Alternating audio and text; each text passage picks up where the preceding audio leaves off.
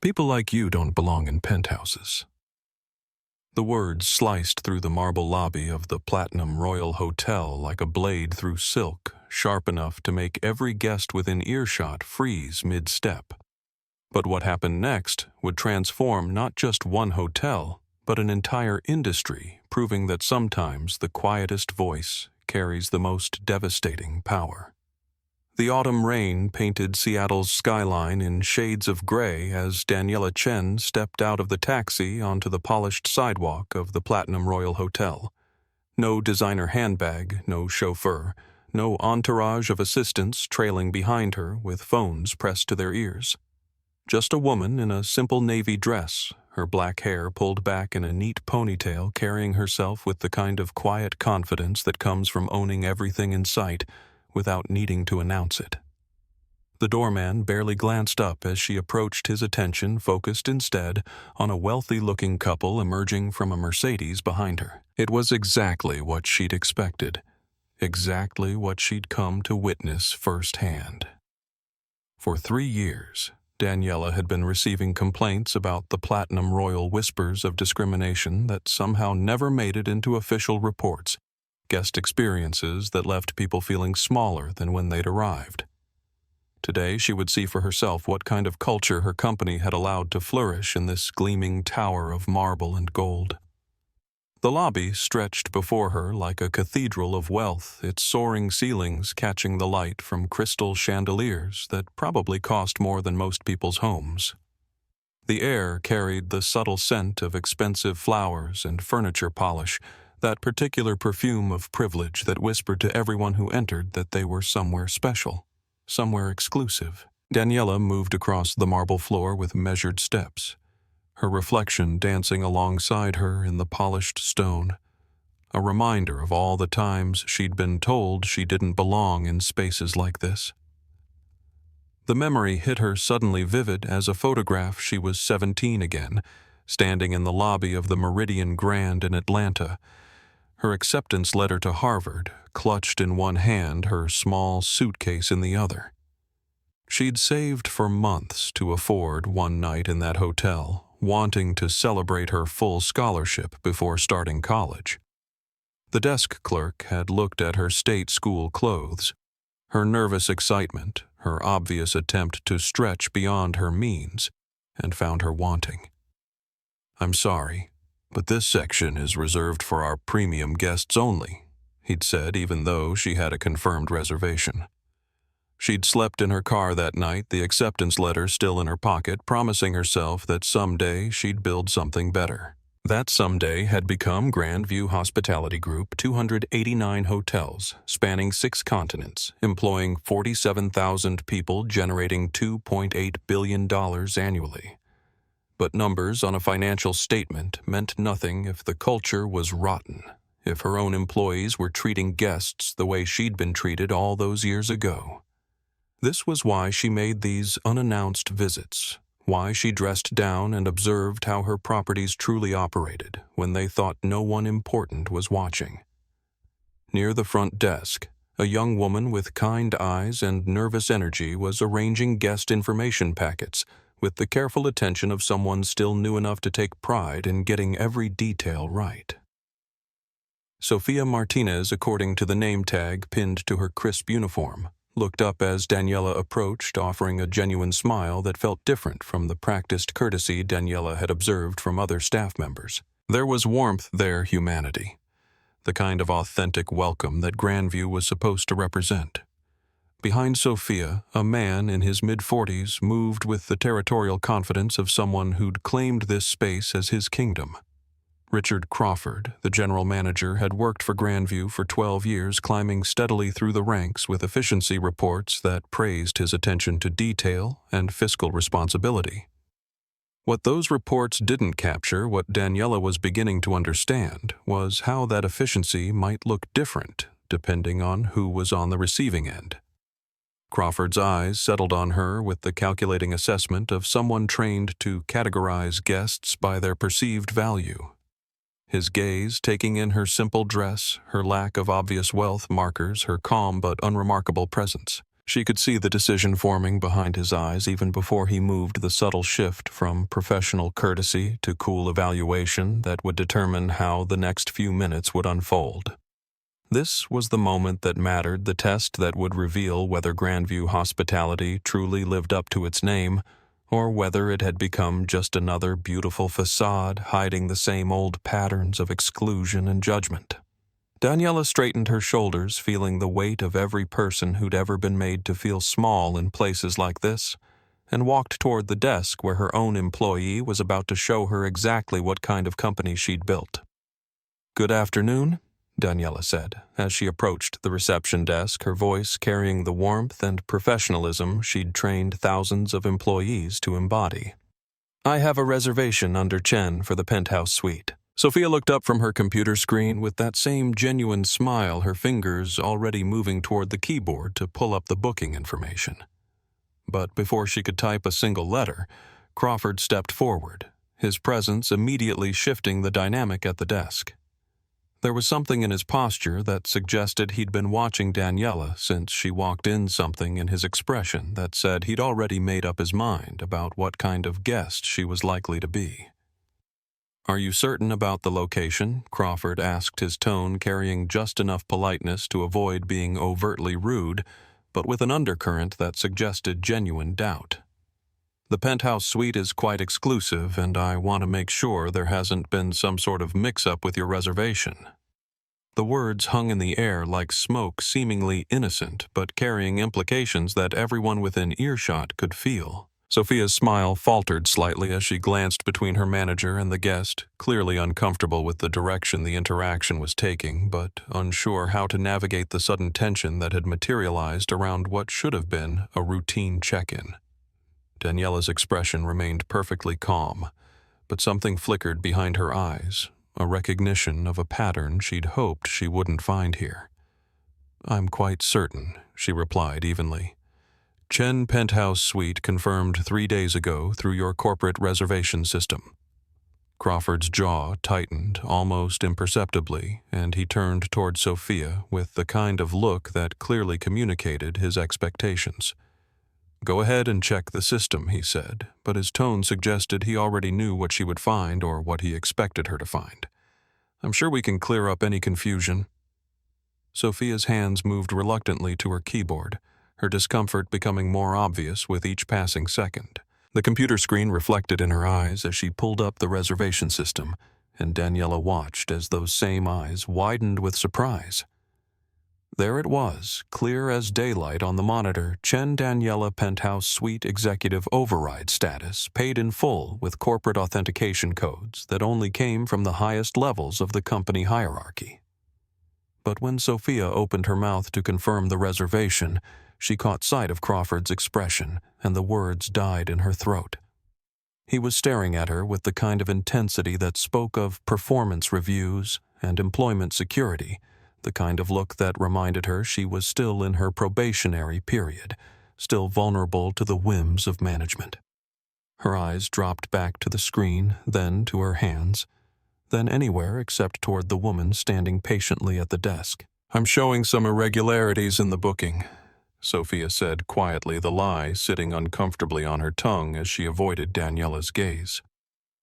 "It might be best if we verify a few additional details before proceeding." The betrayal was quiet but complete, the moment when institutional pressure overrode personal integrity, when fear of professional consequences silenced the voice of truth. Around them, other guests had begun to notice the unusual delay at the front desk, the way the conversation seemed to have taken on a weight that normal check-ins didn't carry. Dr. Patricia Williams, a retired civil rights attorney who'd been staying at the hotel for the past week while visiting her daughter, lowered her newspaper and watched the scene unfold with the sharp attention of someone who'd spent 40 years recognizing discrimination in all its forms. There was something about the way the manager was positioning himself, the way his questions seemed designed more to intimidate than to clarify, that activated every legal instinct she'd developed over decades of fighting battles just like this one. Near the elevators, Maya Patel adjusted her phone casually. the travel blogger's instincts telling her that whatever was happening at the front desk was worth documenting. Her social media following had grown to nearly 100,000 people specifically because she had a talent for capturing moments when travel went wrong, when the hospitality industry revealed its less hospitable side. Something about this interaction felt different, though more significant than the usual service failures and overbooking drama that filled her content calendar. Crawford seemed to sense the growing attention from around the lobby, and his voice took on a slightly louder quality, as if he wanted to make sure his authority was clearly established for anyone who might be watching. "I'm going to need to see additional identification," he said to Daniela, "and we'll need to verify the payment method used for this booking. As I'm sure you can understand, the penthouse suite requires special clearance, and we've had issues in the past with fraudulent reservations." The word fraudulent hit the air like a small explosion carrying implications that went far beyond simple verification procedures. Dr. Williams folded her newspaper entirely, now her legal mind cataloging the language being used, the assumptions being made, the pattern of behavior that was becoming impossible to ignore. Maya's phone was recording openly. Now her followers always hungry for content that revealed the ugly side of luxury travel. Jessica Torres, the senior receptionist working beside Sophia, tittered nervously as she watched the exchange, her own discomfort manifesting as inappropriate amusement. "Ma'am," she said with exaggerated politeness, "maybe there's been some confusion about which property you intended to book. We have several sister hotels in the area that might be more suitable for your needs." The suggestion hung in the air like an accusation, the implication clear to everyone present that Daniela might be better served at some other presumably less exclusive establishment. The casual cruelty of it was breathtaking, the way discrimination dressed itself up in helpful concern, the way bias masqueraded as professional guidance. Daniela absorbed it all with the same calm composure she'd maintained since walking through the doors. But something was shifting behind her steady gaze. Some internal calculation being made about how far she would allow this charade to continue before revealing exactly who she was and what kind of power she actually wielded in this marble cathedral of hospitality. The tension in the Platinum Royal's lobby had thickened to the point where even casual observers could feel it pressing against their skin like humidity before a storm. Richard Crawford stood behind the reception desk with the confidence of a man who'd never been meaningfully challenged in his own domain, his 12 years of managing this property having given him a sense of ownership that extended far beyond his actual authority. What Crawford didn't realize, couldn't have known as he orchestrated this performance of professional discrimination, was that his entire understanding of power was about to be revealed as an illusion built on the shakiest of foundations. He'd grown up in a small Tennessee town where people looked like him, sounded like him, and shared his assumptions about who belonged where and why. College had been a state school where those assumptions went largely unchallenged, and his career in hospitality had been spent climbing ladders in environments where his biases were either ignored or quietly reinforced by systems designed to keep certain types of guests comfortable at the expense of others. The pattern had been so consistent for so long that Crawford had begun to mistake his prejudices for professional instincts, his discrimination for discernment. When he looked at Daniela Chen standing calmly at his reception desk, he saw what he'd been trained to see by years of uncorrected assumptions, someone who didn't fit the profile of a penthouse guest, someone whose presence in this exclusive space represented a threat to the order he'd worked so hard to maintain. "I'm going to have to insist on additional verification," Crawford said, his voice carrying that particular tone that service industry professionals used when they wanted to sound reasonable while being anything but.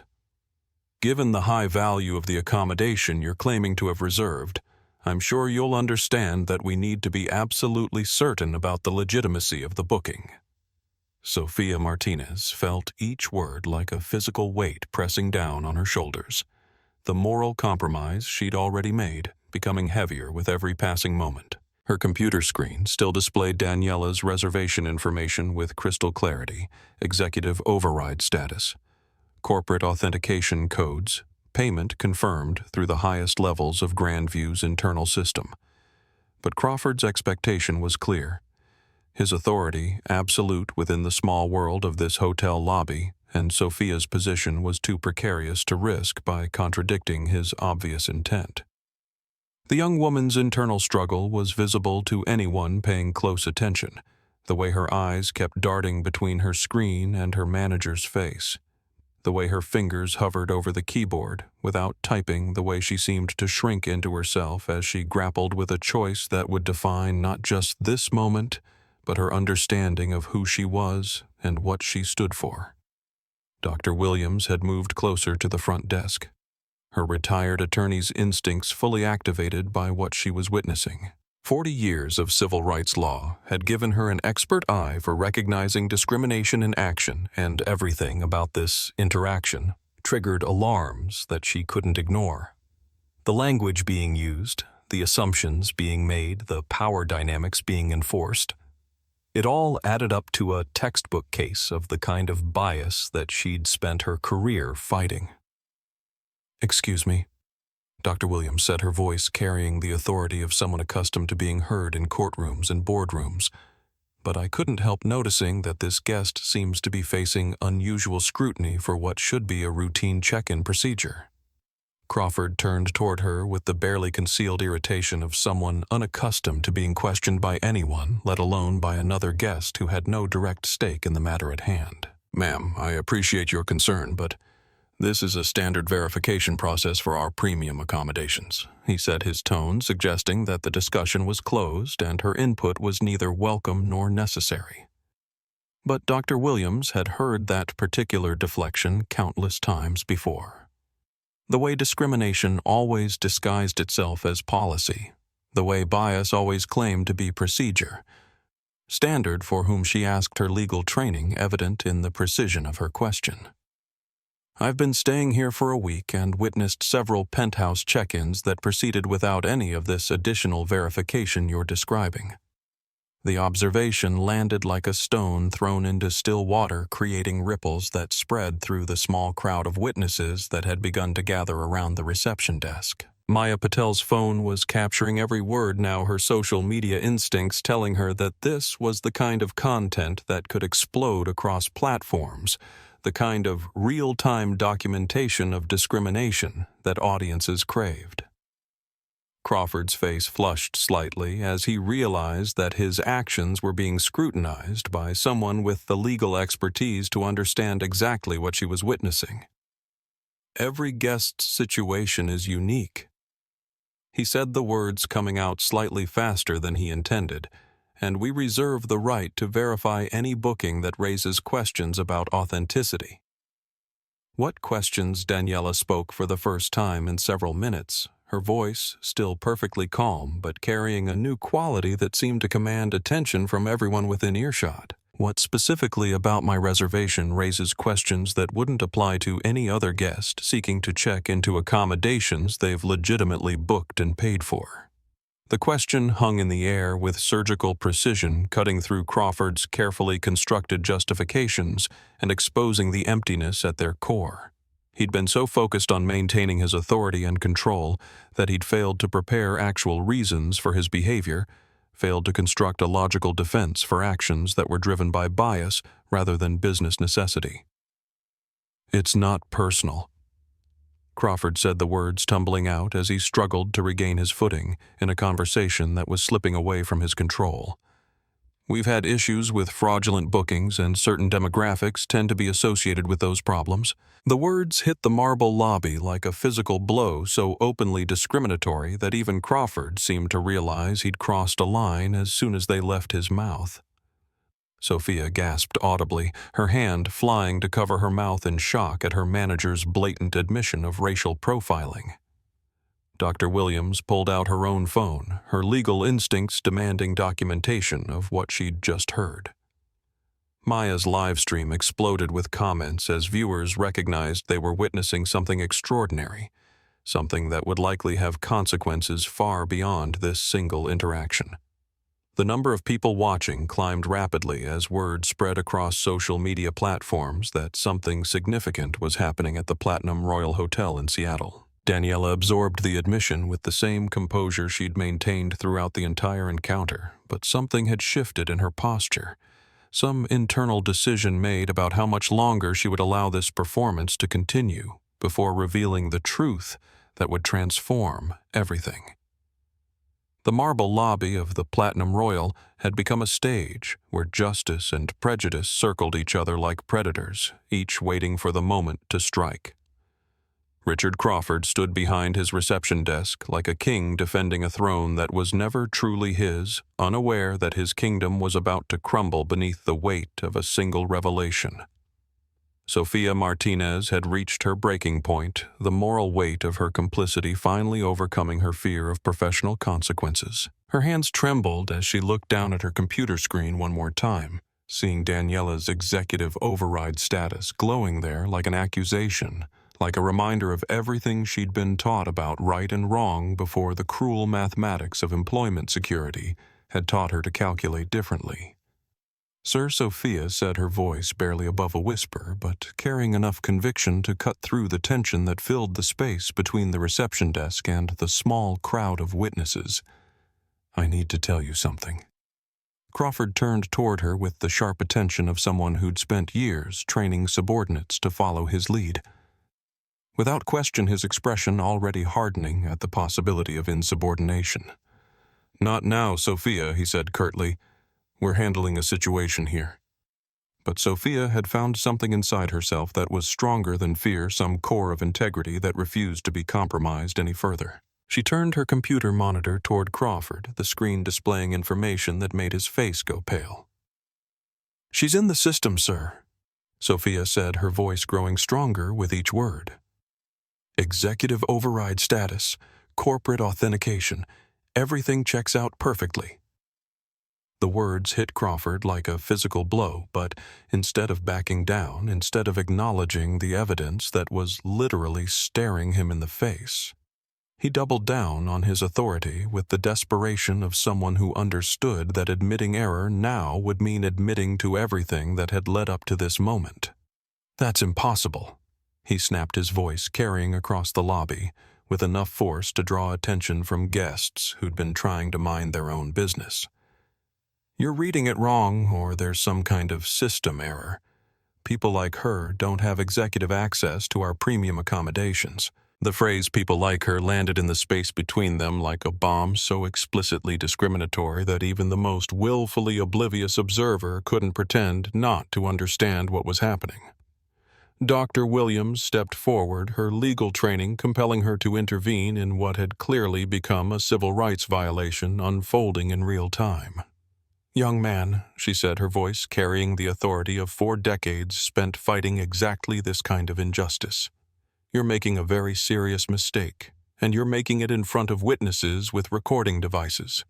Crawford's attention snapped toward her, his frustration and growing panic finding a new target. "Ma'am, I've asked you once already to stay out of matters that don't concern you," he said, his professional veneer finally beginning to crack under the pressure of a situation that was spiraling beyond his control. "Discrimination concerns everyone, Doctor," Williams replied evenly, "especially when it's being practiced by businesses that serve the public and claim to welcome guests without regard to race or ethnicity."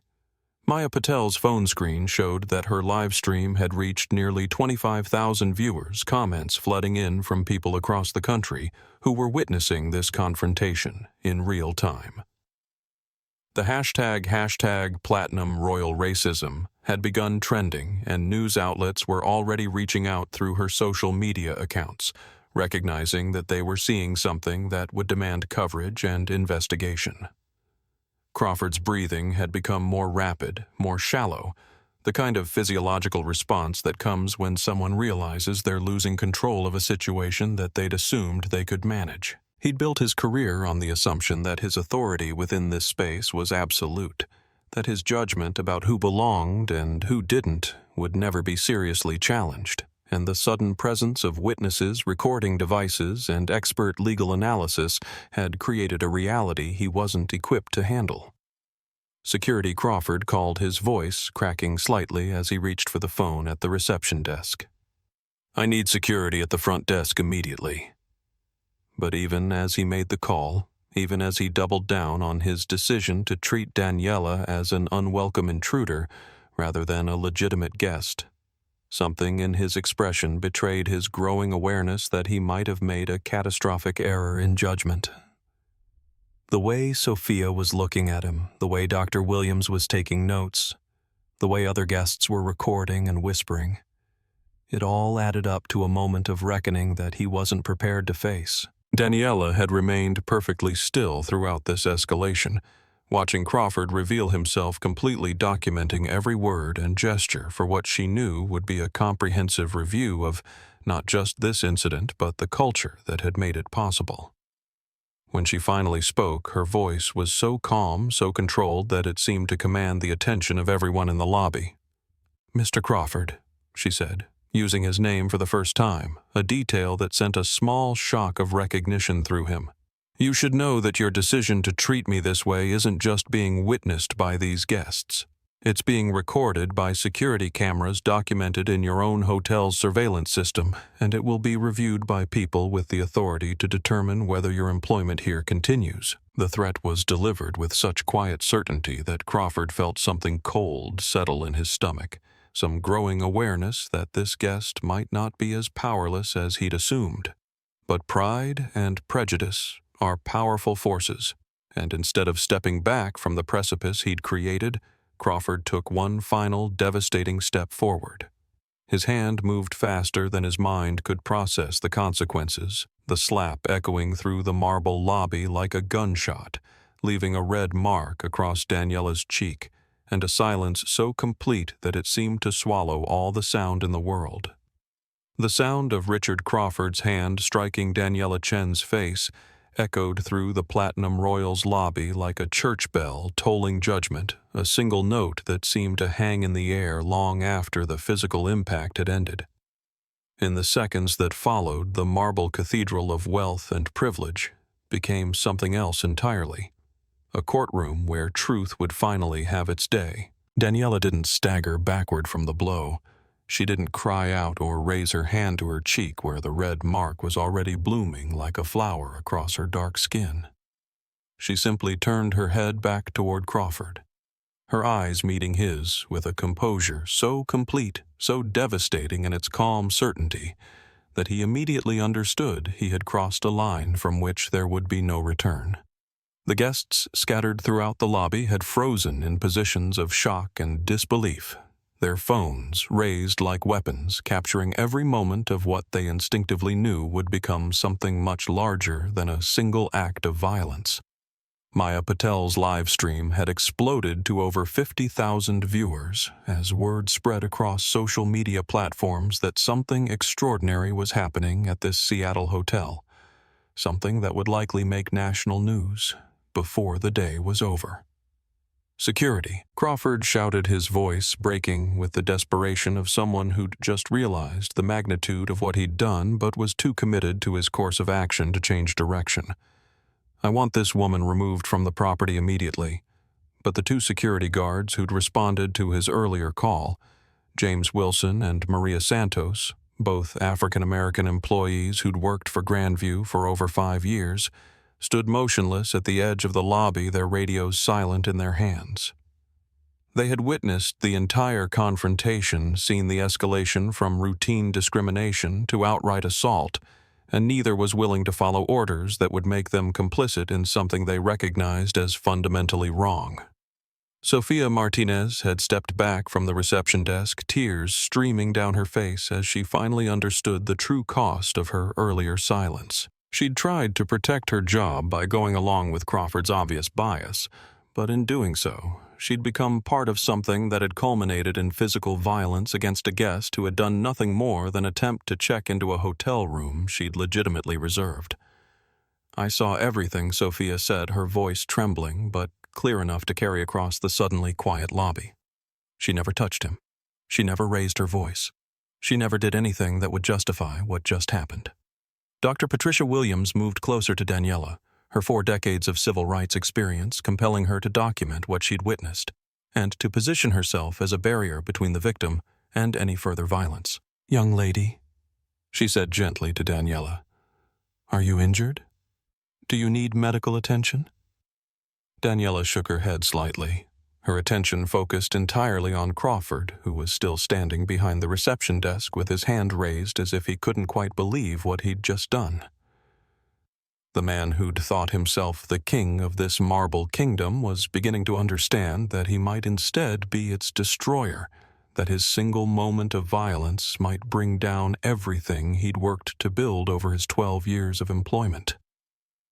"You just made an irreversible decision," Daniela said quietly, her voice carrying a quality that seemed to command attention from every person in the lobby. "Not just for yourself, but for everyone who watched it happen and chose their response." The words carried implications that went far beyond the immediate moment, suggesting consequences that would ripple outward from this single incident, like stones thrown into still water. Crawford's breathing had become rapid and shallow, his professional composure finally cracking completely as he realized that the comfortable certainty of his authority had been replaced by something much more dangerous: the unknown consequences of actions that couldn't be undone. Jessica Torres, who'd been standing beside Sophia throughout the entire confrontation, began backing away from the reception desk as she realized that her earlier comments about Daniela finding a more suitable hotel had been captured on multiple recording devices and would likely be scrutinized alongside Crawford's more obvious violations. The casual cruelty she'd participated in was about to become evidence in a case that would extend far beyond this lobby. Around the edges of the lobby, other guests had formed a loose circle around the confrontation, their phones creating a digital record of everything that had transpired. A businessman who'd been checking his email near the elevator had recorded the entire escalation from Crawford's initial discriminatory questions through the final moment of violence. An elderly couple from Portland had captured audio of the most damaging statements, their phones positioned to record not just the assault itself, but the context that had led up to it. Maya's social media followers were posting and reposting clips of the confrontation across every platform, their outrage and disbelief creating a viral moment that was already attracting attention from news outlets and civil rights organizations. The hashtag Platinum Royal Assault was trending nationally, and Maya's phone was buzzing with interview requests from reporters who recognized that this story would dominate news cycles for days to come. But perhaps the most significant witness to Crawford's actions was the hotel's own security system, the network of cameras that had captured every word, every gesture, every moment of discrimination and violence from multiple angles. The digital evidence was already being stored on servers that would preserve this incident long after the immediate shock had faded, creating a permanent record that would be analyzed by lawyers, investigators, and corporate executives who would need to determine how such a catastrophic failure of training and oversight had been allowed to occur. Dr. Williams had pulled out a notebook and was writing down the exact time, the names of visible witnesses, and the specific sequence of events that had led to the assault, her legal training compelling her to create documentation that would be useful in whatever investigations would follow. She'd seen enough discrimination cases to understand that the quality of evidence gathered in the immediate aftermath would determine the strength of any legal action that might result from this incident. Crawford looked around the lobby and saw his career dissolving in real time, reflected in the faces of witnesses who'd watched him reveal himself completely. But he still didn't understand the true scope of what he'd done, still didn't realize that the woman he'd just assaulted possessed the power to transform not just his individual fate, but the culture of the entire company that employed him. Daniela Chen reached into her pocket and withdrew her phone with the deliberate calm of someone who'd been preparing for this moment long before she'd walked through the Platinum Royal's doors. Her fingers moved across the screen with practiced precision, placing a call that would transform everything Crawford thought he understood about power, authority, and consequences. "Carmen," she said, her voice carrying clearly across the marble lobby. "Protocol 7. Authorization Chen Delta 9. Location the Platinum Royal Seattle. Full documentation review and immediate implementation. The response came through the phone's speaker, crisp and professional and loud enough for everyone within 20 feet to hear clearly. Confirmed, Miss Chen. Protocol 7 activated. Legal team notified. Security recording initiated. All relevant personnel standing by for further instructions. Crawford's face had drained of color as he heard the exchange. Some primitive instinct warning him that he'd stumbled into something far more dangerous than a simple guest complaint. The calm efficiency of the voice on the phone suggested corporate authority at the highest levels, the kind of power that could end careers with a single directive. "What's Protocol 7? Sophia whispered, but her question was answered almost immediately as every computer terminal at the reception desk began flashing with automated notifications. The hotel's internal communication system had activated sending priority alerts to every department head, every manager, every employee with supervisory responsibility. Carmen Rodriguez, Daniela's assistant, had been monitoring the situation through the hotel's own security cameras ever since Daniela had sent her a discreet text 20 minutes earlier. From her office in Grandview's Seattle headquarters, she'd watched the entire confrontation unfold with growing alarm, documenting every discriminatory statement, every escalation, every moment that would need to be included in the comprehensive report that was already being compiled for legal review. Miss Chen Carmen's voice continued through the speaker. "I'm showing full verification of your identity and authority through biometric recognition. Hotel management systems are now responding to your executive override commands. Shall I proceed with personnel security protocols?" The words hit Crawford like a series of physical blows as he began to understand what he'd missed, what his assumptions had blinded him to seeing. Executive override commands, biometric recognition, personnel security protocols. This wasn't a guest complaint department handling a difficult customer. This was corporate authority at the highest possible level. Sophia's computer screen had changed completely, displaying a priority message that made her gasp audibly. CEO. Presence confirmed. All personnel maintain highest professional standards pending executive review. Below that, in smaller text but equally devastating discrimination incident under investigation. Preserve all documentation. Dr. Williams, whose legal expertise had immediately recognized the significance of what she was witnessing, moved closer to get a better view of the computer screens that were revealing the truth Crawford had been too blinded by prejudice to see. "Young lady," she said to Daniela with dawning understanding, "exactly who are you?" But before Daniela could answer, the hotel's public address system activated with a soft chime that every Grandview employee was trained to recognize as a corporate priority announcement. Carmen's voice filled the entire lobby, professional and uncompromising. "This is a message for all Platinum Royal personnel. Executive leadership is on site, conducting operational review. All interactions are being monitored and recorded for quality assurance and legal compliance. Any violations of company policy regarding guest treatment will result in immediate termination and possible legal action." The announcement sent shockwaves through the staff members who were beginning to gather at the edges of the lobby, drawn by the growing commotion, but now understanding that they were witnessing something that would likely define their careers for years to come.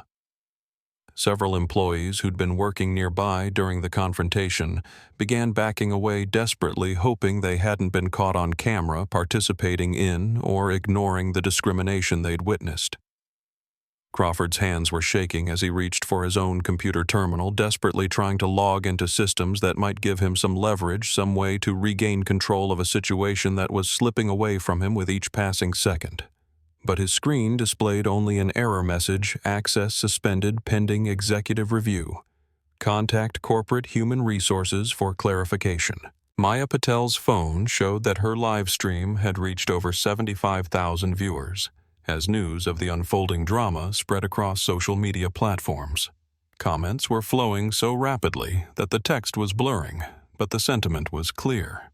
People around the country were watching a real-time accountability moment, the kind of instant justice that rarely happened but was all the more powerful when it did. Ma'am James Wilson, the security guard who'd been watching from the edge of the lobby, approached Daniela with obvious respect. "I want you to know that myself and Officer Santos witnessed everything that happened here. Mr. Crawford's actions don't represent the values that most of us try to uphold in this workplace." The statement was carefully worded but devastating in its implications, a clear indication that Crawford's behavior wasn't an isolated incident, but part of a pattern that other employees had observed and disapproved of, but felt powerless to address through normal channels. Crawford tried one more desperate play for authority, reaching for the desk phone to call what he assumed would be his supervisors at the regional office. But when he lifted the receiver, there was no dial tone. Just Carmen's voice, calm and implacable. "Mr. Crawford, your access to external communications has been suspended pending the completion of this investigation. Please step away from the reception desk and wait for further instructions from Human Resources." The technological precision of his isolation was breathtaking. Within minutes of Daniela's phone call, Crawford had been cut off from every system that had given him power, every channel through which he might have tried to control the narrative or minimize the consequences of his actions. He stood behind the reception desk like a general whose army had abandoned him, surrounded by the evidence of his own downfall. But the most devastating revelation was still to come, the moment when Crawford would finally understand not just that he'd assaulted a guest, but exactly who that guest was and what kind of power he'd chosen to attack. The moment of truth arrived with the quiet inevitability of sunrise transforming the Platinum Royals lobby from a scene of discrimination and violence into something that would be remembered as a turning point in corporate accountability and social justice. Daniela Chen straightened her shoulders, her hand still holding the phone that connected her to the vast network of power she'd built over 2 decades of refusing to accept that success belonged only to people who looked different from her. "Mr. Crawford," she said, her voice carrying across the marble expanse with perfect clarity. "Allow me to properly introduce myself. I'm Daniela Chen, Chief Executive Officer of Grandview Hospitality Group. You work for me.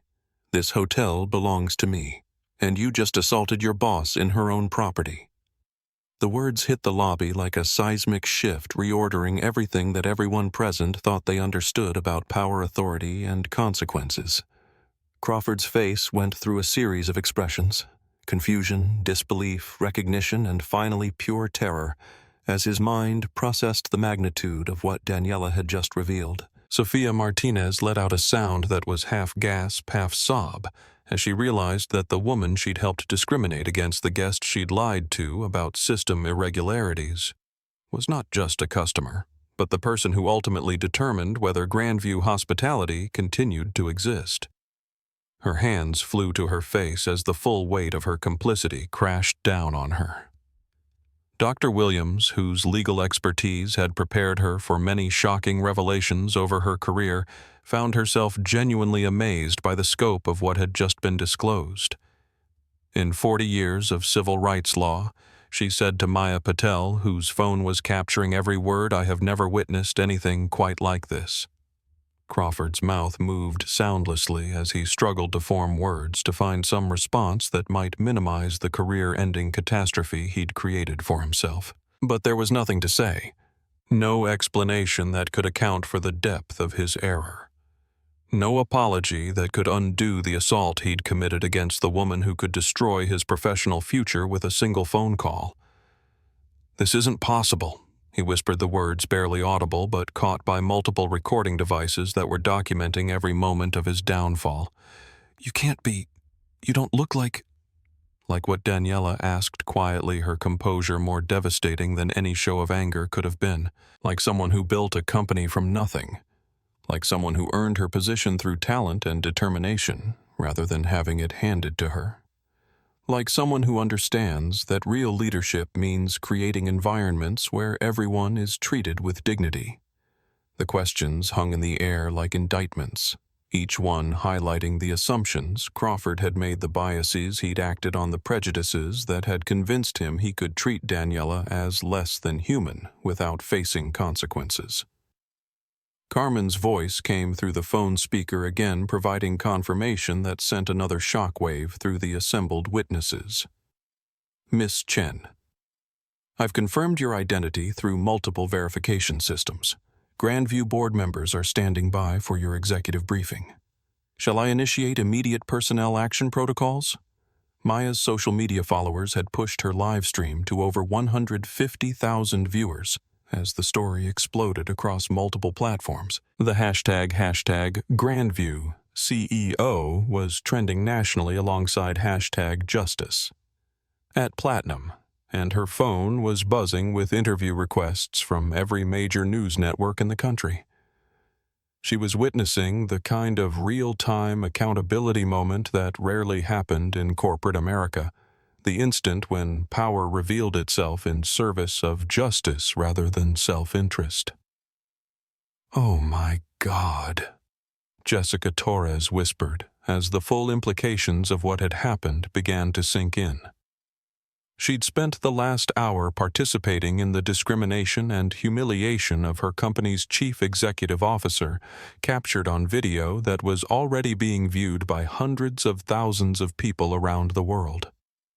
James Wilson and Maria Santos, the security guards who'd refused to follow Crawford's orders, exchanged looks that carried both relief and vindication.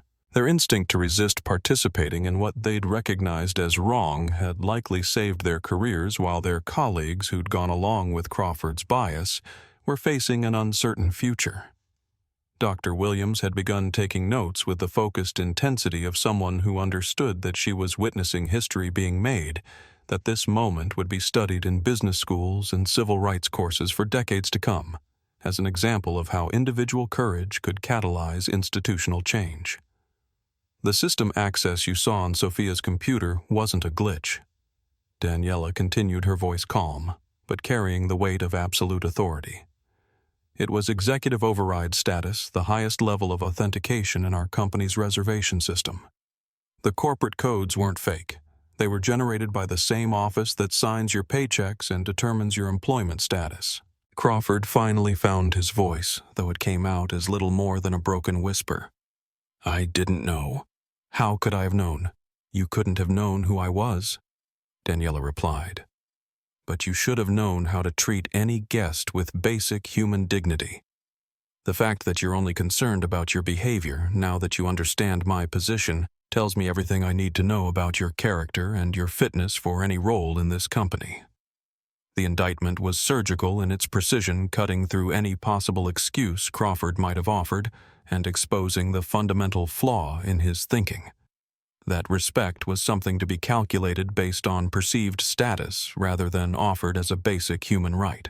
Around the lobby, other hotel employees had begun to gather, drawn by the commotion, but now frozen in horror as they realized they were watching their general manager's career end in real time, his authority dissolving like sugar in water as the true hierarchy of power revealed itself.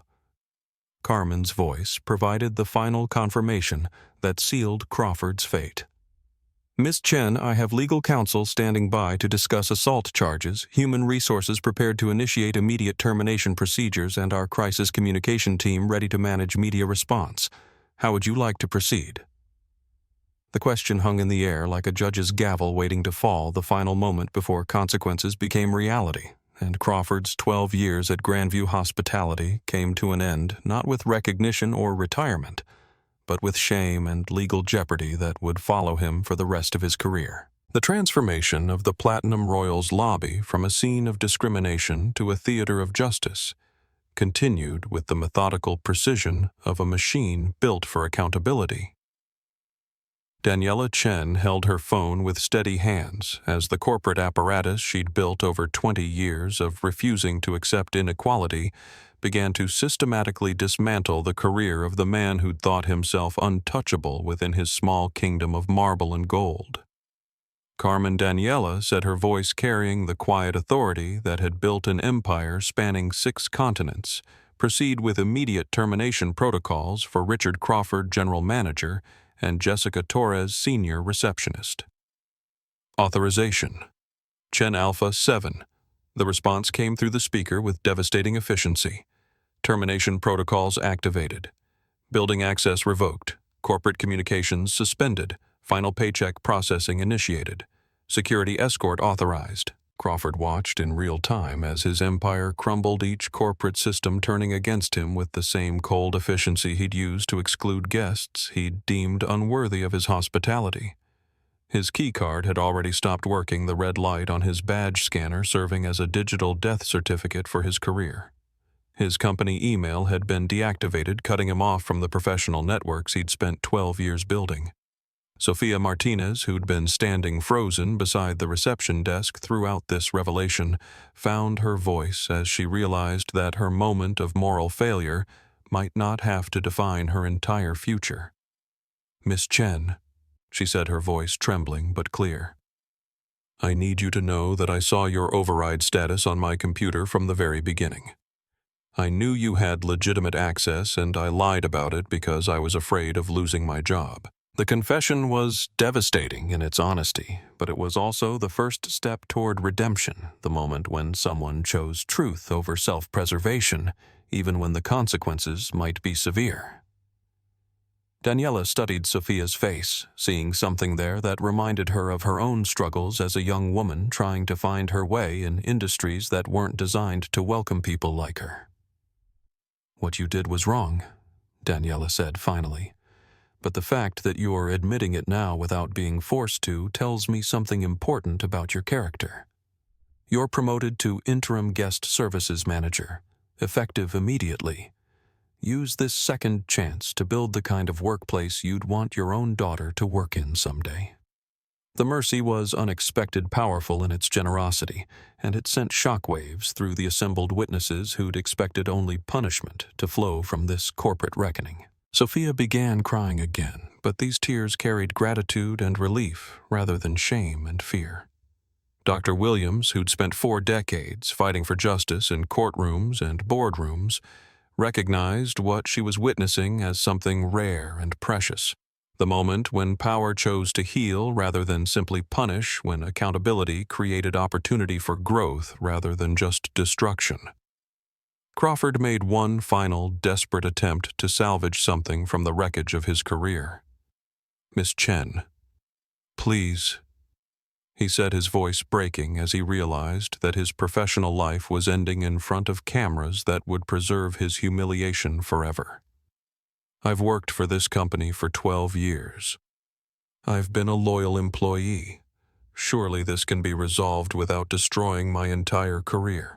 Daniela's expression didn't change as she considered his plea, but when she spoke, her words carried the weight of every person who'd ever been told they didn't belong, every guest who'd been made to feel small in spaces designed to elevate the human spirit. "Your loyalty was to your own prejudices, not to this company's values," she said. "For 12 years, you've been creating experiences that damaged our brand and harmed our guests. And the fact that no one stopped you tells me that our oversight systems failed as badly as your leadership did."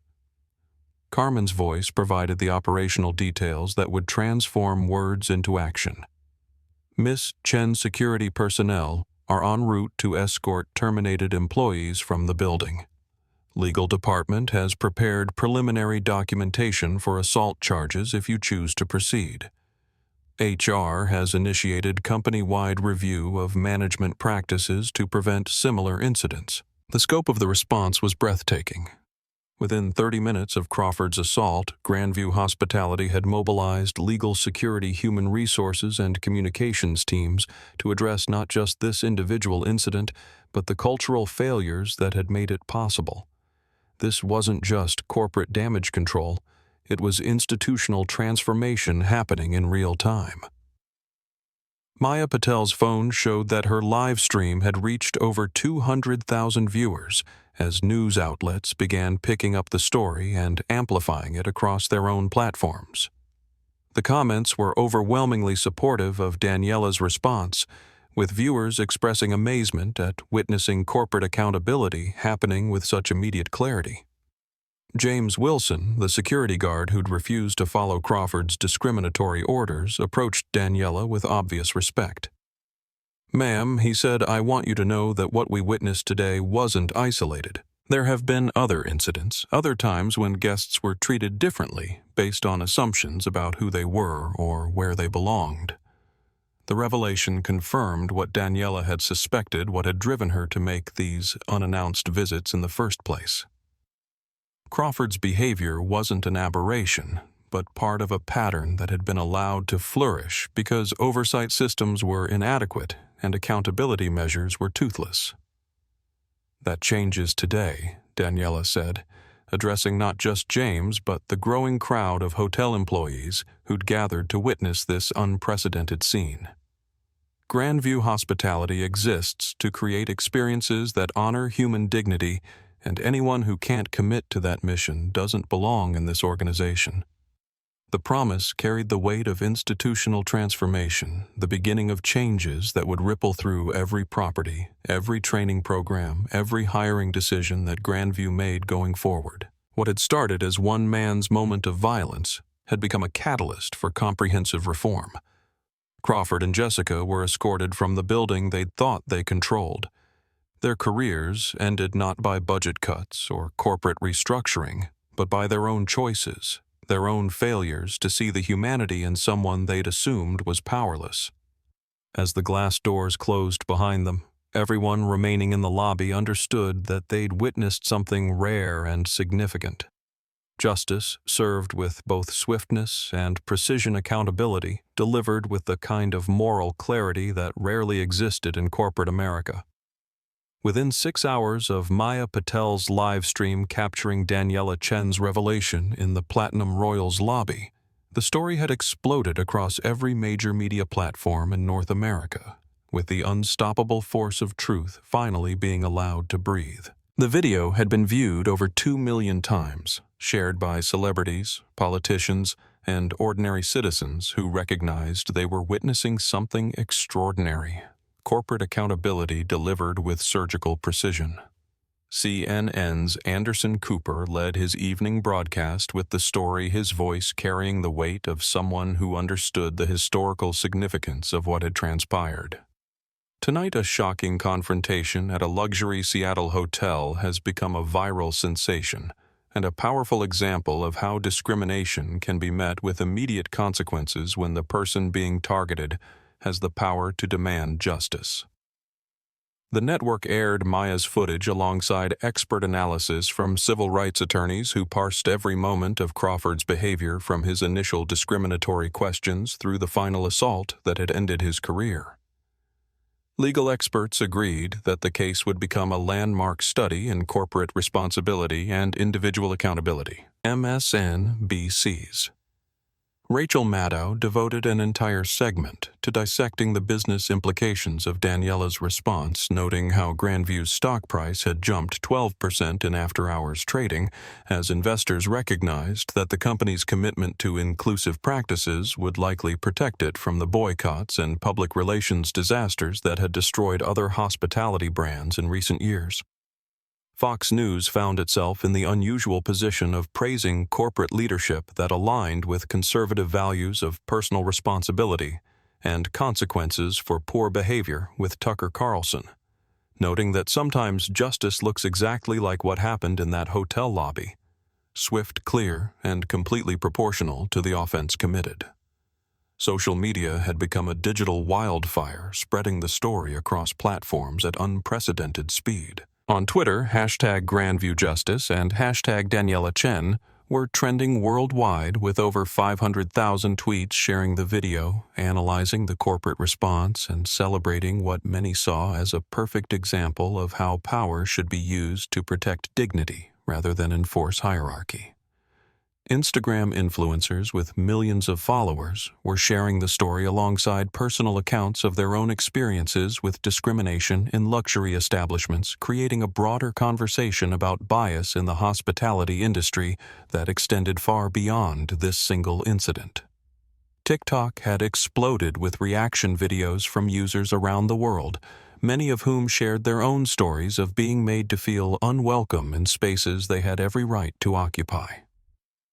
The hashtag I am Daniela Chen had been viewed over 50 million times as people connected her experience to their own encounters with prejudice and exclusion. Traditional news outlets scrambled to provide context and background for a story that seemed to capture something essential about justice, power, and accountability in modern America. The Washington Post ran a front-page story tracing Daniela's journey from foster care to billionaire CEO, emphasizing how her personal experience with discrimination had shaped her corporate philosophy and prepared her to respond with such decisive action. The New York Times business section featured an analysis of how Daniela's immediate response had likely saved Grandview Hospitality millions of dollars in potential litigation boycotts and reputation damage, while also creating a template for other companies facing similar crises of bias and exclusion. Entertainment Tonight and other celebrity news programs picked up the story as Hollywood figures began weighing in on social media, with Oprah Winfrey tweeting, "This is what accountability looks like when the person with power refuses to let injustice stand." Daniela Chen didn't just fire an employee. She sent a message about values that will echo through corporate America. The international media response was equally swift and comprehensive, with BBC News running the story as an example of American corporate culture evolving to address racial bias more directly, while Canadian outlets emphasized how the incident reflected broader discussions about inclusion and equality in the business world. Richard Crawford's background became the subject of intense media scrutiny, with investigative reporters uncovering a pattern of discrimination complaints at his previous positions that had been handled through quiet settlements and non-disclosure agreements. The Seattle Times published a comprehensive investigation showing how Crawford's behavior at the Platinum Royal was part of a longer history of treating guests differently based on racial assumptions.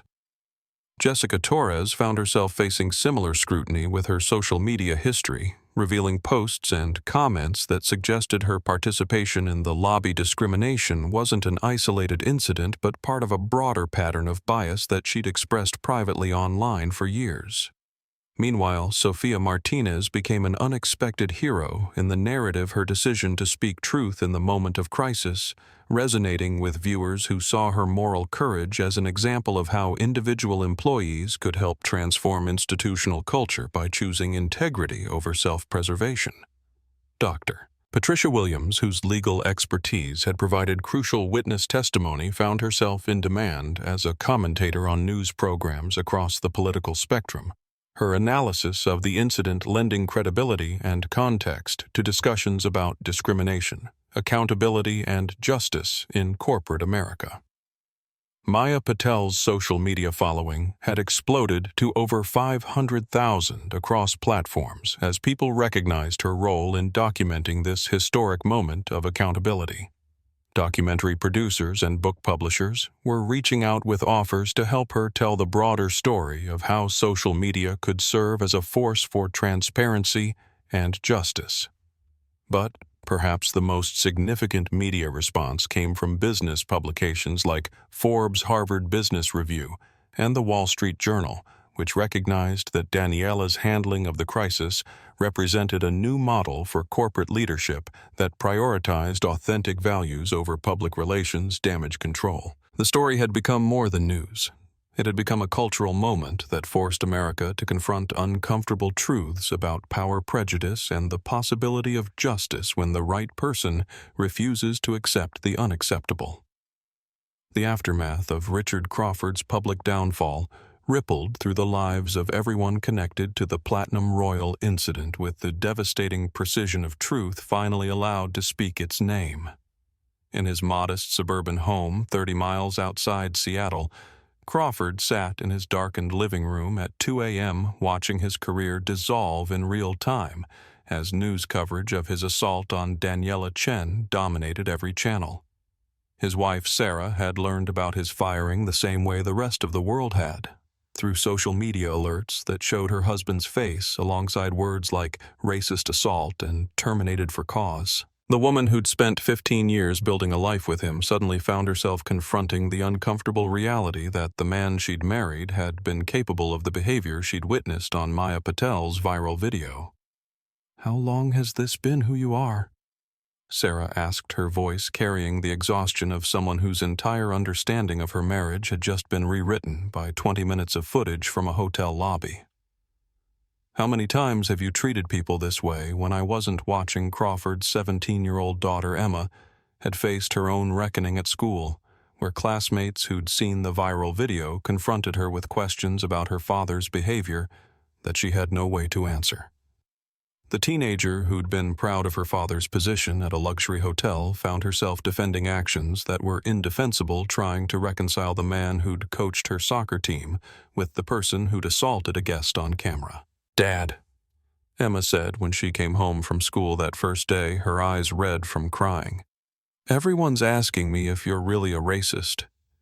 What am I supposed to tell them?"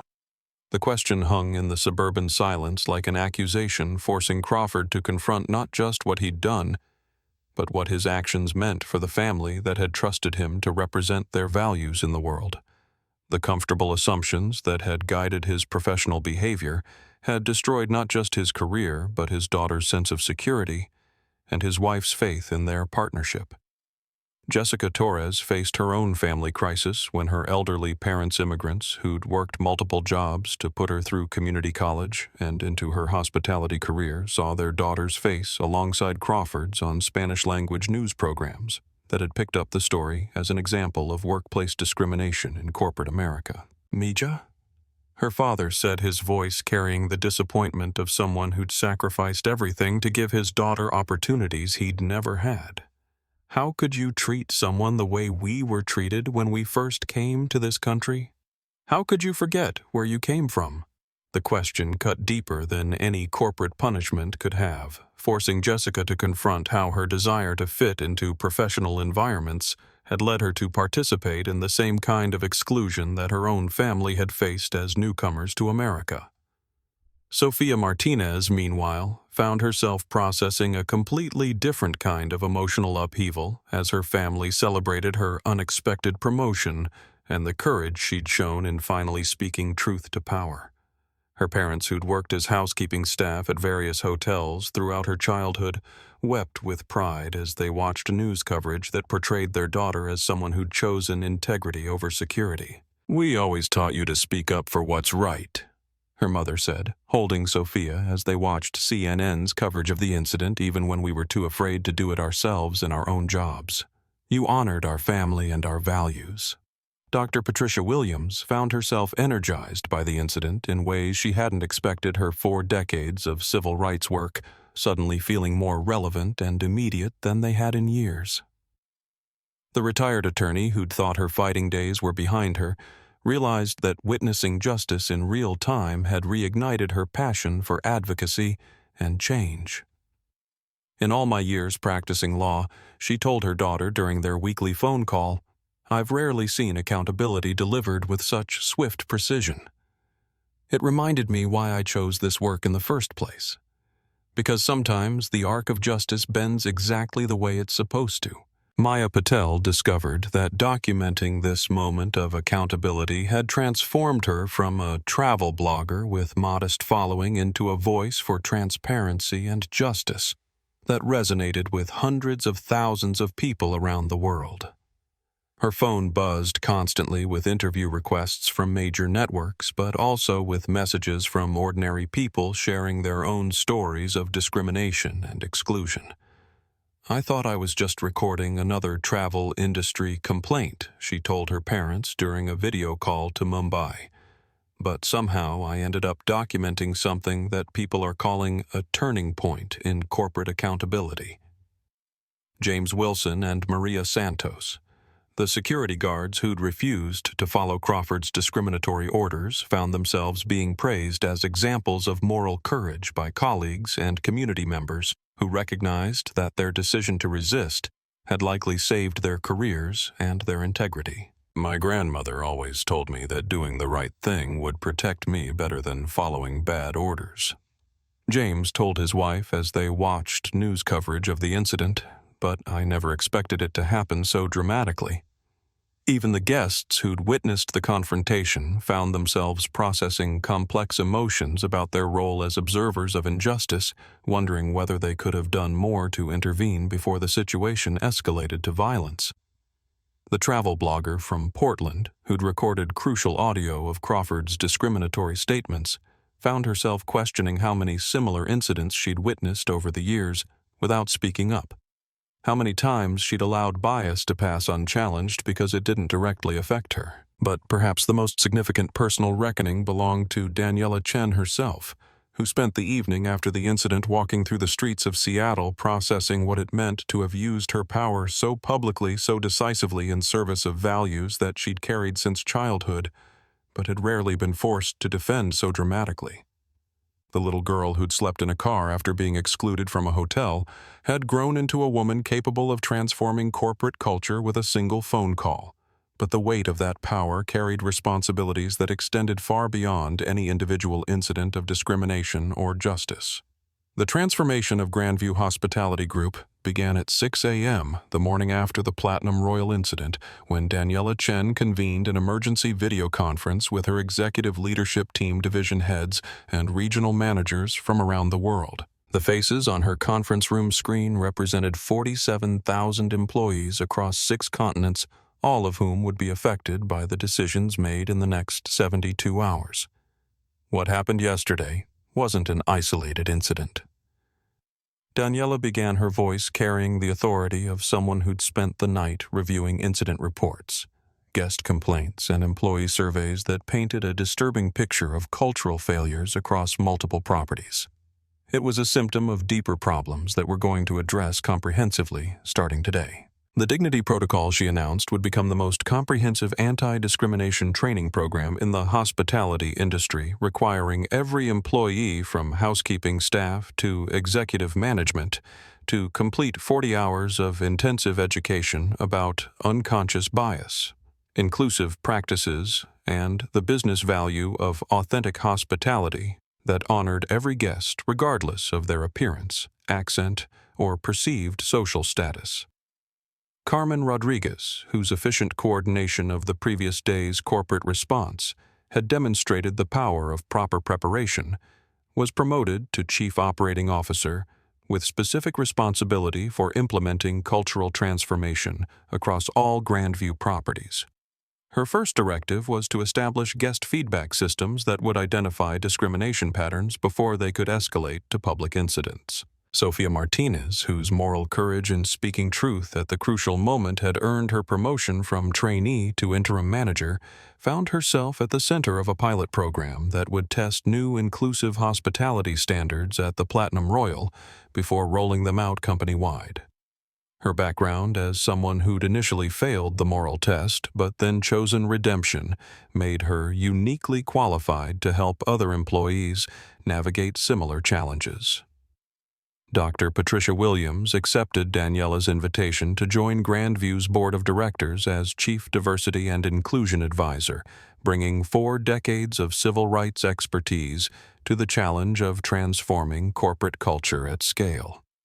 Her first recommendation was to establish an independent review board with the authority to investigate discrimination complaints and recommend consequences up to and including termination. The changes weren't limited to policy and training. Daniela authorized a complete review of hiring practices, promotion criteria, and performance evaluation standards to identify where bias might be influencing personnel decisions. The goal was to create advancement pathways for employees who demonstrated inclusive values while ensuring that discriminatory behavior would be career-limiting regardless of other performance metrics. Within a week, Grandview had implemented new guest services protocols that required 2-person verification for any decision to deny accommodations or remove guests from properties, creating accountability measures that would prevent individual employees from acting on personal bias without oversight. The company's recruitment strategy shifted dramatically with new partnerships with historically Black colleges and universities, Hispanic-serving institutions and organizations supporting LGBTQ+ professionals in hospitality. The goal was to build a workforce that reflected the diversity of the communities Grandview served, ensuring that guests would encounter faces and voices that looked like their own throughout their travel experiences. Richard Crawford's termination had created an opportunity to restructure management practices across all Grandview properties, with new requirements for diversity and inclusion competency as prerequisites for any supervisory role. Managers would be evaluated not just on financial performance, but on their ability to create inclusive environments that maximized the potential of every employee and honored the dignity of every guest.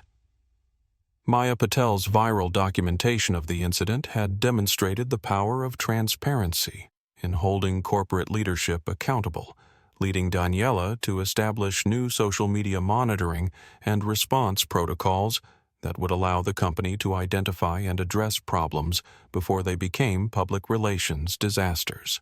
The ripple effects extended beyond Grandview as competitor companies scrambled to review their own practices and avoid becoming the next viral example of corporate discrimination. Marriott, Hilton, and other major hotel chains announced new bias training initiatives, guest feedback systems, and diversity hiring goals in response to the industry-wide scrutiny generated by the Platinum Royal incident. The American Hotel and Lodging Association called an emergency meeting of industry leaders to develop new standards for preventing discrimination in hospitality settings, with many executives privately acknowledging that Daniela's decisive response had forced a long overdue reckoning with problems that had been ignored or minimized for decades.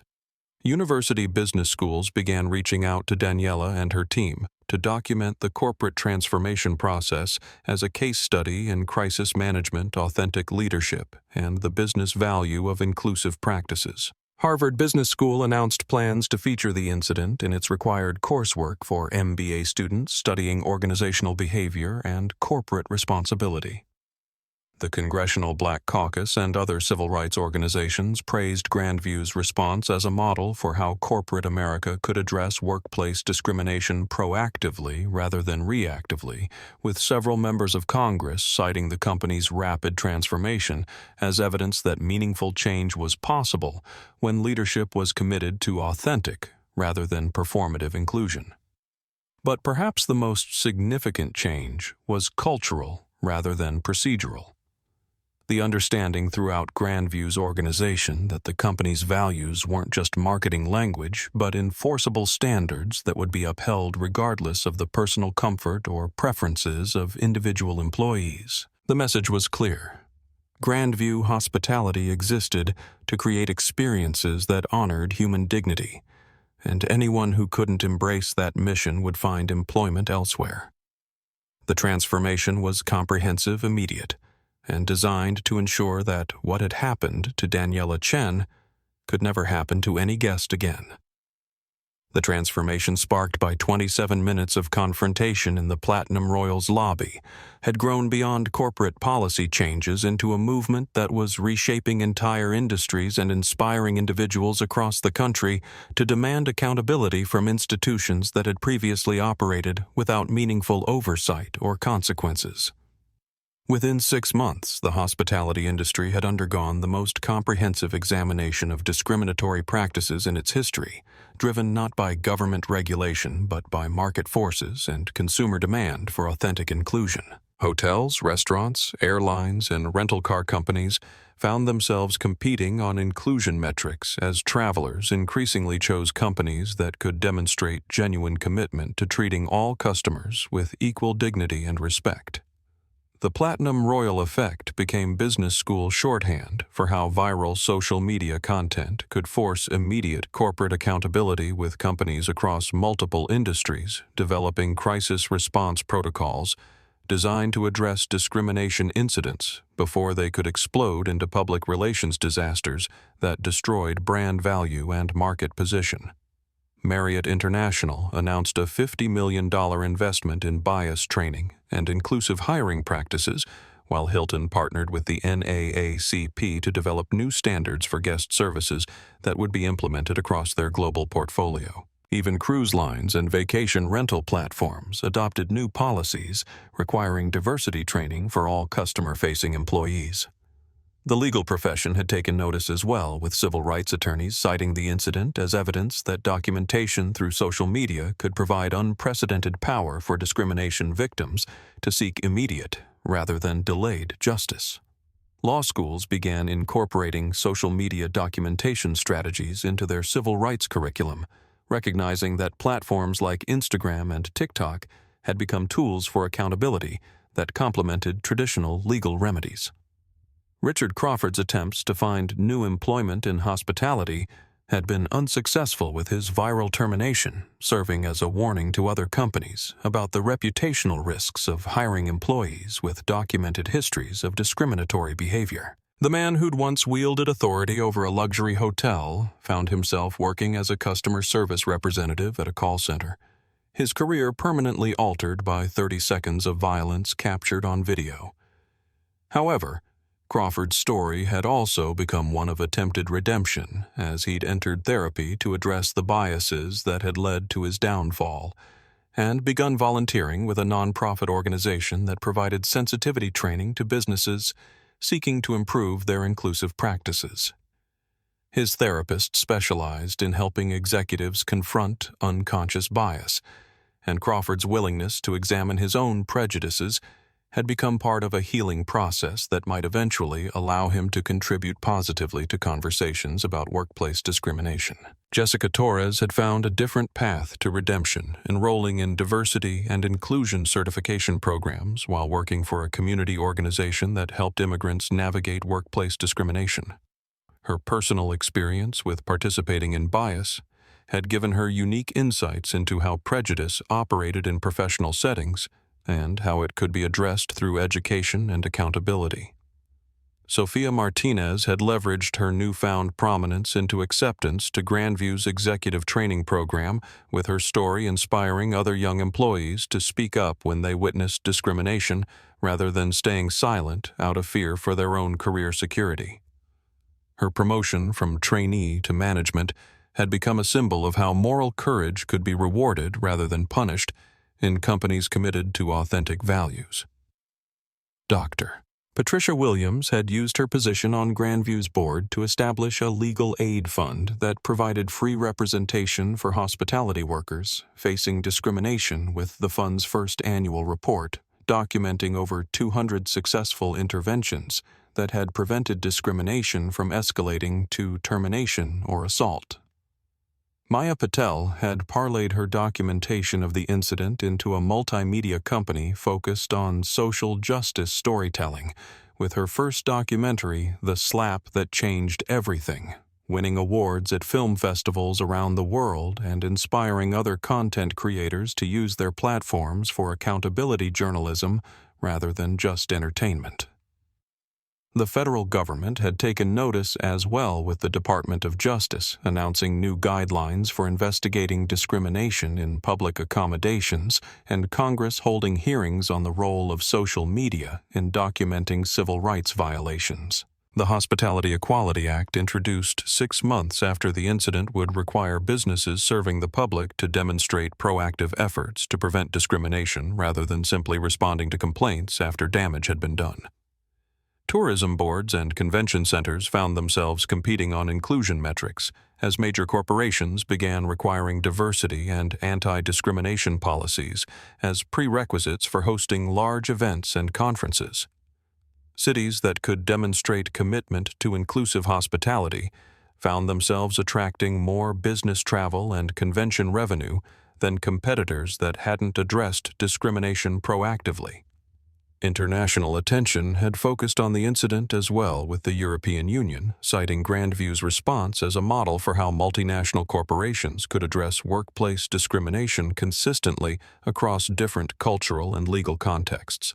The company's rapid transformation had become a case study in business schools from London to Singapore, demonstrating how authentic leadership could turn crisis into opportunity for meaningful change. But perhaps the most significant ripple effect was cultural rather than institutional, the growing recognition among ordinary citizens that they had power to demand accountability from businesses and organizations that failed to live up to their stated values. Social media had democratized documentation and created channels for immediate response that didn't require years of litigation or regulatory action. Young people in particular had embraced the incident as proof that individual courage combined with technological tools could force institutional change, with #SpeakUp likes of Sophia trending among college students who shared stories of challenging discrimination in their own educational and professional environments. The transformation was ongoing, organic, and powerful enough to suggest that the 27 minutes of confrontation captured in Maya Patel's livestream had catalyzed changes that would outlast any individual career, company policy, or news cycle. Dignity had found its voice, and the echo was still growing stronger. The Platinum Royal Hotel's lobby had been transformed into something that would have been unrecognizable to anyone who'd witnessed the confrontation 6 months earlier, though the physical space remained exactly the same. The marble floors still gleamed under crystal chandeliers, the scent of expensive flowers still perfumed the air, but something essential had shifted in the atmosphere. A warmth and genuine welcome that extended to every guest regardless of their appearance, accent, or perceived social status. Sophia Martinez walked through the lobby with the confident stride of someone who'd discovered that moral courage was not only rewarded, but essential for authentic leadership. Her role as guest services director having evolved into something approaching guest experience curator. Under her leadership, the Platinum Royal had achieved the highest guest satisfaction scores in Grandview's global portfolio, proving that inclusive practices weren't just ethically right, but financially profitable. The training programs Sophia had piloted had been implemented across all 289 Grandview properties, with employees learning not just what discrimination looked like, but how to create actively welcoming experiences for guests from every background. The results had been immediate and measurable. Guest complaints related to biased treatment had dropped by 94% company-wide, while overall satisfaction scores had reached record highs. Dr. Patricia Williams had used her position on Grandview's board to establish the most comprehensive anti-discrimination legal clinic in the Pacific Northwest with her nonprofit organization, handling over 400 cases in its first 6 months of operation. The clinic provided free representation for workers facing discrimination while also offering training and consultation services for businesses seeking to improve their inclusive practices proactively rather than reactively. The success of the clinic had attracted attention from civil rights organizations around the country, with Dr. Williams receiving inquiries about replicating the model in other major cities. Her combination of legal expertise and corporate board experience had created a unique perspective on how discrimination operated and how it could be prevented through proper oversight and accountability measures. Maya Patel's documentary The Slap That Changed Everything had premiered at the Sundance Film Festival to standing ovations and critical acclaim, with distribution deals that would bring the story to audiences around the world. But more importantly, her work had inspired a new generation of activist journalists who understood that social media platforms could be tools for accountability rather than just entertainment.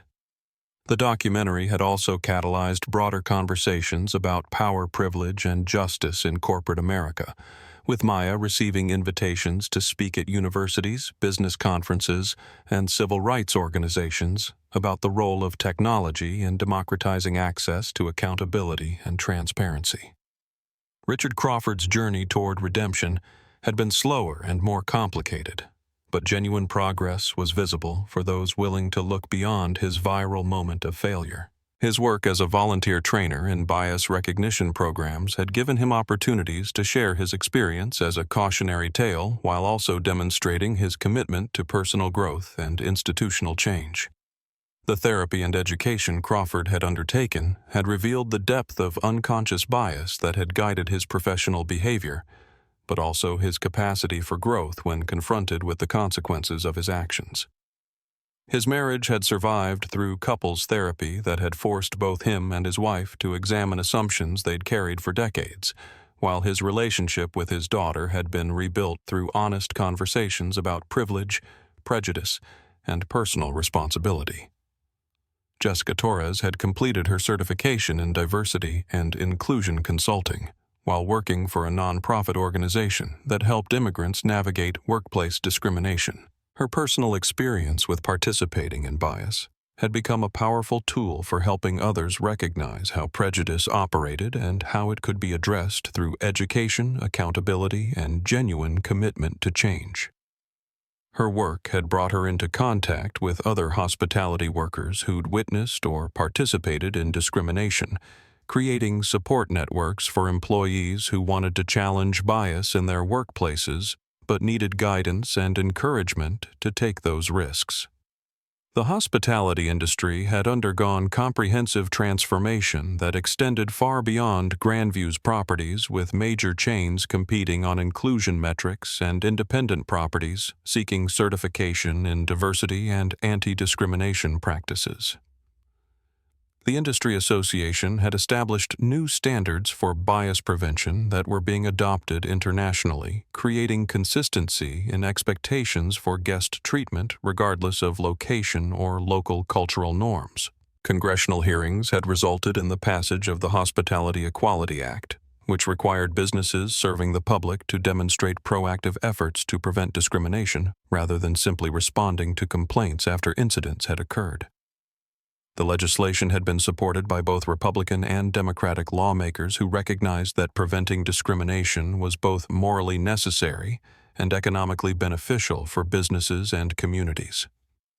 Federal agencies had also taken notice, with the Department of Justice establishing new guidelines for investigating discrimination in public accommodations, and the Equal Employment Opportunity Commission developing resources for workers who wanted to report bias without facing retaliation from employers. But perhaps the most significant change was cultural rather than legal or corporate.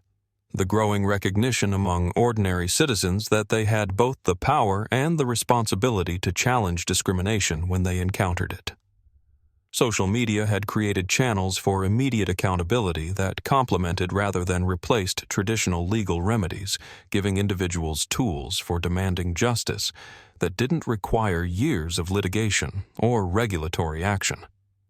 The transformation was comprehensive, sustainable, and powerful enough to suggest that the incident at the Platinum Royal had catalyzed changes that would outlast any individual career company policy or news cycle.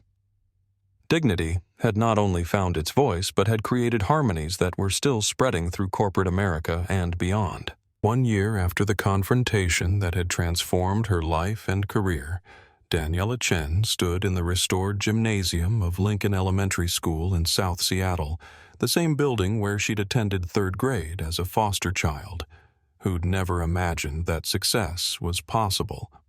For someone who looked like her, came from where she'd come from, or carried the particular combination of dreams and determination that had guided her unlikely journey to corporate leadership.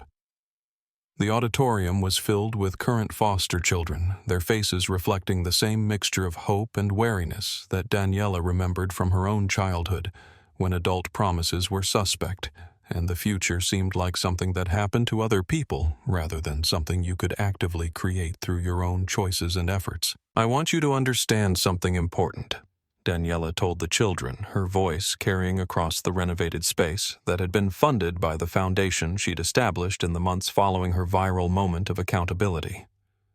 "Your current circumstances don't determine your future possibilities. Where you are today doesn't limit where you can be tomorrow if you're willing to work for something better."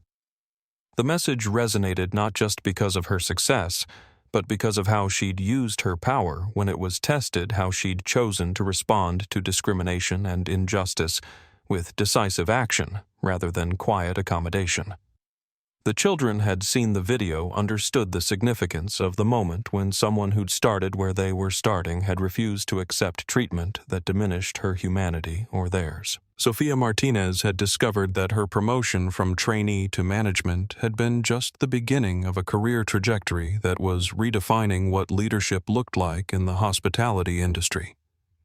Her success at the Platinum Royal had led to offers from major hotel chains around the world, but she'd chosen to stay with Grandview to help build the inclusive culture that was transforming not just individual properties, but the entire industry. Her work had expanded beyond operations management to include development of training curricula, consultation with other companies seeking to improve their diversity practices, and mentorship of young employees who were learning that moral courage was not only welcomed but essential for advancement in organizations committed to authentic rather than performative inclusion. The scholarship program Sophia had helped design was sending dozens of young people from immigrant families to hospitality management programs at universities around the country, creating pipelines for diverse leadership that would reshape the industry for generations to come. Dr. Patricia Williams had found in her civil rights work a renewed sense of purpose that had energized her retirement in ways she hadn't expected her legal clinic handling an increasing caseload of discrimination cases, while also providing consultation services for businesses seeking to prevent, rather than just respond to bias incidents. Her granddaughter Emma had been inspired by her grandmother's activism to pursue a law degree with a focus on civil rights, creating a family legacy of fighting for justice that would extend the impact of that single moment of witnessing discrimination and choosing to act rather than remain silent. The legal precedents established through Dr. Williams' clinic had been cited in discrimination cases around the country, creating new standards for corporate accountability and individual liability that were making bias more costly and inclusive practices more valuable for businesses seeking to avoid legal and reputational risks. Richard Crawford's transformation had been the most unexpected and perhaps most significant. His journey from perpetrator to advocate, demonstrating that genuine change was possible, even for those who'd participated in discrimination and faced consequences for their actions.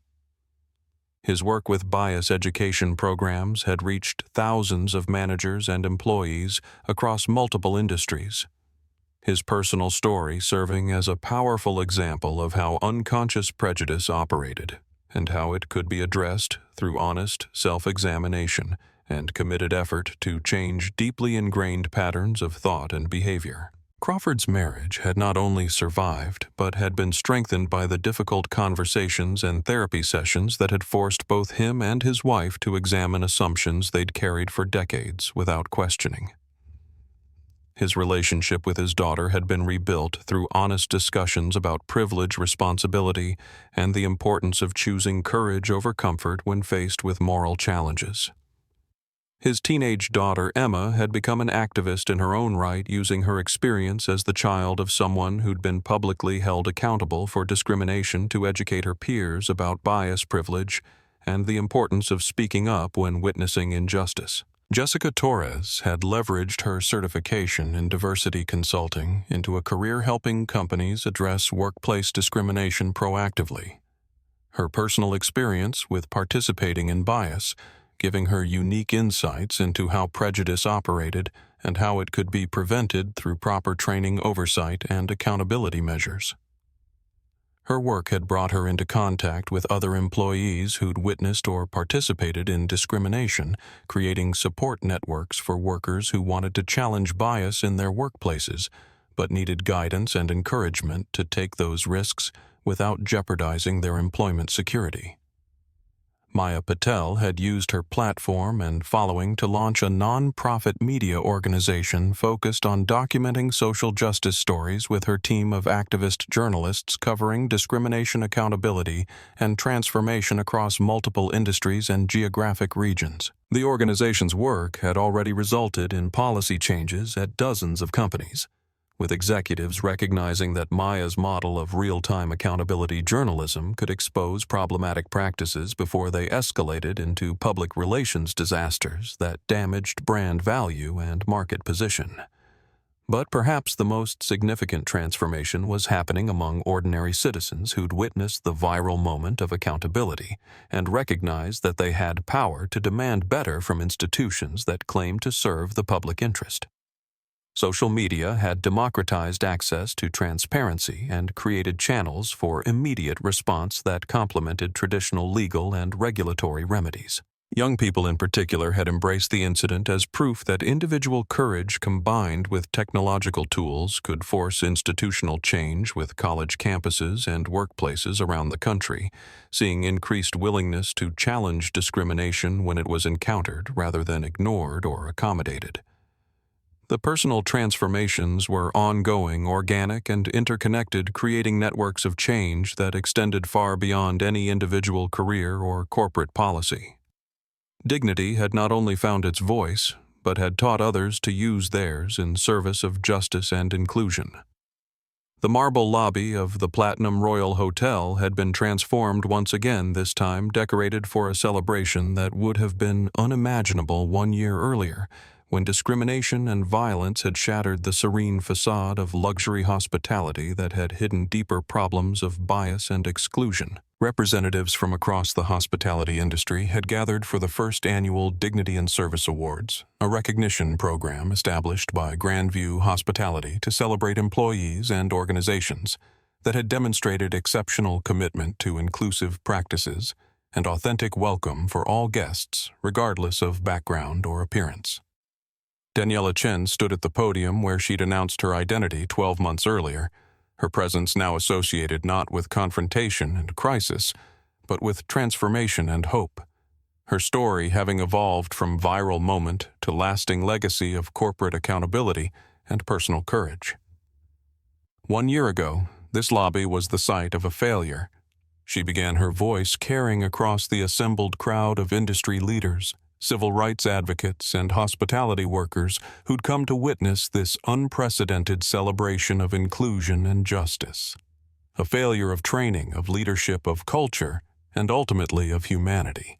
The audience listened with the focused attention of people who understood they were witnessing history being made, that this event represented a turning point in how corporate America would address discrimination and bias going forward. But today, this same space represents possibility. Daniela continued. The possibility that crisis can become catalyst, that accountability can lead to transformation, and that individual courage can reshape entire industries when people choose to stand up rather than stay silent.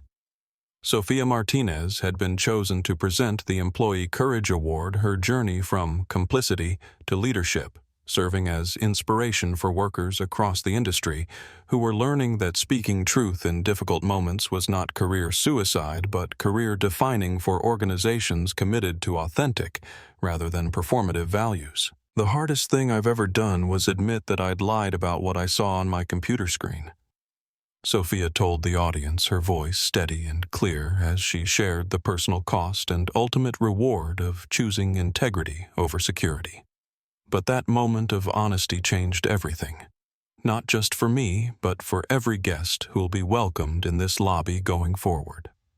Dr. Patricia Williams received the Lifetime Achievement Award for her work establishing legal aid services for discrimination victims and consultation programs for businesses seeking to prevent rather than respond to bias incidents, her clinic having become a model for similar efforts being established in major cities around the country.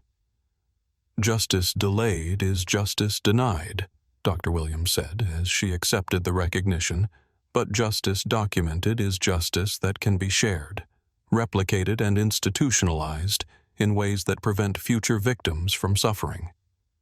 What we've already learned how to address. Maya Patel's documentary had been screened earlier in the evening, its powerful documentation of transformation serving as evidence that social media could be used not just for entertainment, but for accountability journalism that created real-world change through transparent documentation of injustice and institutional response. I thought I was just recording another travel complaint, Maya told the audience, but somehow I ended up documenting proof that individual courage combined with corporate commitment could transform entire industries in real time. Even Richard Crawford had been invited to participate, not to receive recognition, but to share his experience as someone who'd perpetrated discrimination and faced immediate consequences for his actions. His story serving as both cautionary tale and proof that genuine redemption was possible for those willing to examine their own biases honestly. I want every manager in this audience to understand something. Crawford said, his voice carrying the weight of someone who'd lost everything and spent a year rebuilding his understanding of leadership and human dignity.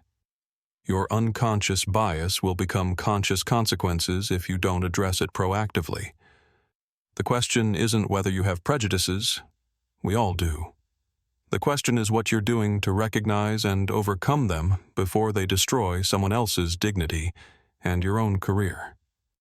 The evening's final speaker was a 15-year-old foster child named Marcus, one of dozens of young people who'd received scholarships through the foundation Daniela had established, his presence representing the future leaders who would inherit the industry that was being transformed by this moment of accountability and growth. Miss Chen showed me that where you start doesn't determine where you finish. Marcus told the assembled industry leaders, his words carrying across the lobby with the confidence of someone who'd learned that dreams were not luxuries, but necessities for people who wanted to create change. But more importantly, she showed me that when you get power, you use it to protect people who don't have any yet. As the evening concluded, guests moved through the lobby that had been transformed not just by decoration, but by culture, by the understanding that authentic hospitality meant creating space for everyone to feel welcomed and valued, regardless of their background or circumstances. The marble floors that had echoed with the sound of discrimination and violence 1 year earlier now resonated with conversations about inclusion justice and the ongoing work of building institutions that honored human dignity as a foundational rather than optional value. Daniela walked through the lobby one final time before leaving her reflection in the polished marble, serving as a reminder that power was most meaningful when it was used in service of principles that elevated everyone, rather than systems that protected only some. The transformation was complete, but not finished ongoing, rather than concluded a living example of how individual moments of courage could catalyze institutional change that outlasted any individual career or corporate policy. The lobby would continue to welcome guests, but it would never again be a place where anyone was made to feel small simply because of who they were or where they'd come from. 3 years after a single slap echoed through the Platinum Royal's marble lobby, the hospitality industry had undergone the most comprehensive transformation in its history. Driven not by government regulation, but by market forces and consumer demand for authentic inclusion that honored the dignity of every traveler, regardless of background or appearance. The Hospitality Equality Act had been signed into law, requiring businesses serving the public to demonstrate proactive efforts to prevent discrimination, rather than simply responding to complaints after damage had been done. The legislation had received bipartisan support from lawmakers who recognized that preventing bias was both morally necessary and economically beneficial for businesses and communities seeking to attract diverse customers and talented employees. Daniela Chen's model of immediate accountability had been adopted by companies across multiple industries, with executives recognizing that swift response to discrimination incidents could prevent minor problems from escalating into public relations disasters that destroyed brand value and market position. Business schools taught her crisis response as a case study in authentic leadership that prioritized values over damage control. Sophia Martinez now operated a chain of 5 boutique hotels that had become industry leaders in inclusive practices, her properties serving as training centers where hospitality workers from around the world learned how dignity and profitability were not competing interests, but complementary values that strengthened each other through authentic implementation rather than performative gestures. Dr. Patricia Williams' legal clinic had expanded into a national network providing free representation for discrimination victims while also offering consultation services for businesses seeking to prevent bias incidents before they occurred. Her work had resulted in landmark legal precedents that made discrimination more costly and inclusion more valuable for organizations serving the public.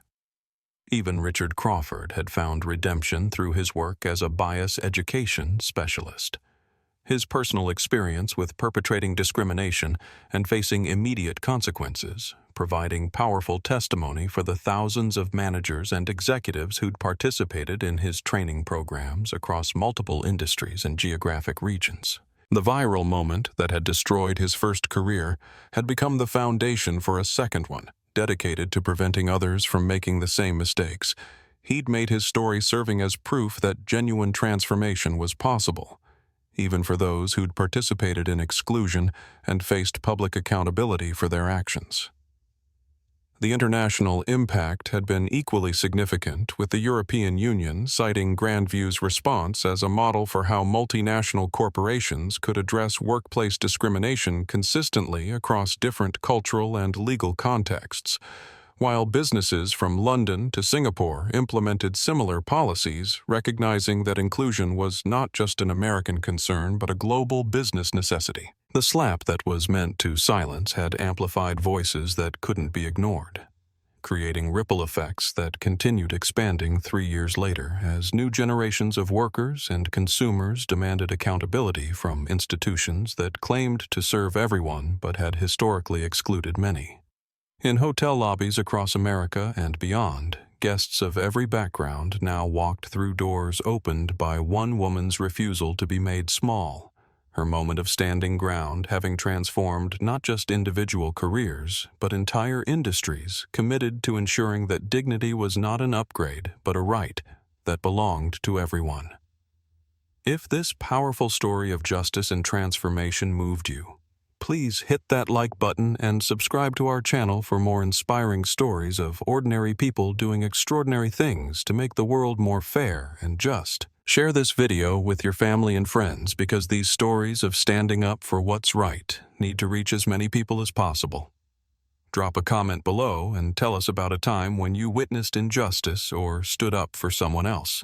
Your voice matters, and your story could inspire others to choose courage over comfort when it matters most.